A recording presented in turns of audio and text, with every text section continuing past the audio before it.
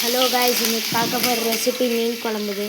நல்லா நம்ம எப்பயும் தாளிக்கிற மாதிரி கருவேப்பிலை கடுகு போட்டு எண்ணெய் போட்டு தாளிச்சிட்டு நம்ம வந்து தக்காளி வெங்காயம் அதுக்கப்புறம் மிளகு சீரகம் போட்டு ஆல்ரெடி அரைச்சி வச்சுருக்கோம். அதையும் இதில் ஆட் பண்ணிக்கலாம்.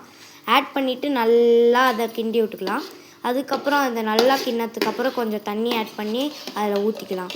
இன்றைக்கி வந்து மீன் குழம்பு ரெசிபி சொல்கிறோம் காய்ஸ். அதை வந்து கொஞ்சம் சப்போர்ட் பண்ணுங்கள் காய்ஸ். வீடியோவே யாரும் பார்க்குறது இல்லை அதிகமாக.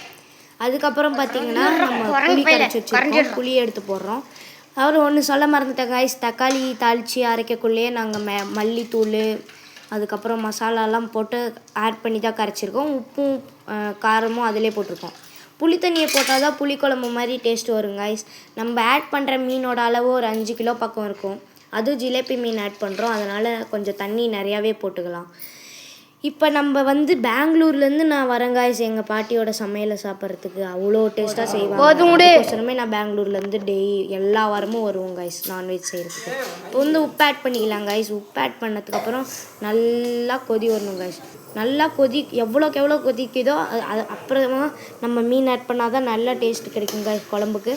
கொதி வந்ததுக்கப்புறம் 2 கிளறி விட்டு கொஞ்சம் தண்ணி ஆட் பண்ணிக்கலாம் காய்ஸ். தண்ணி வந்து ஆல்ரெடி நீங்கள் நிறையா ஆட் பண்ணிட்டீங்கன்னா இப்போ ஆட் பண்ண வேணாம்.